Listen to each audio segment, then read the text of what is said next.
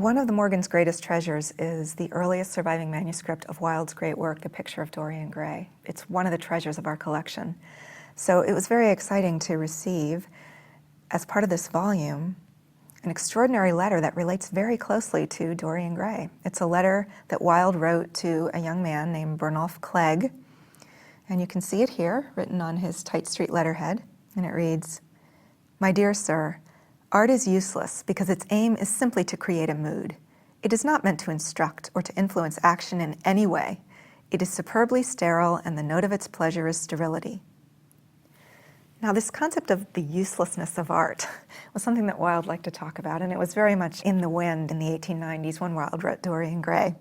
Now, this letter is extraordinary because it expresses that concept of art for art's sake so directly and so wittily, and it's a great companion to The Picture of Dorian Gray, which really is a fictional treatment of this very idea.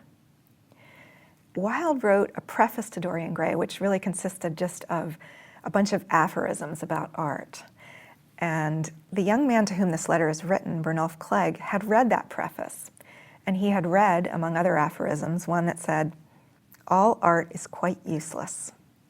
And this young man, who was a student at Oxford, Merlin Holland has just identified him based on the discovery of these letters, wrote to the great man and said, "Dear sir, as I've found much help and guidance in your teachings about art, I venture to write and ask in which of your works I may find developed that idea of the total uselessness of all art, as you expressed it in your interesting preface to Dorian Gray. I should not venture thus to trespass upon your time did I not know your unfailing kindness to all who strive to follow after your high ideals.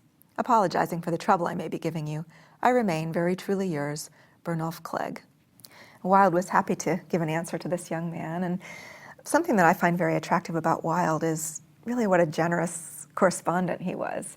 When you read the complete edition of his letters, there's a mix of intimate, loving letters to friends, but also a smattering of these letters to just members of the public who wrote to him and to whom he answered very graciously.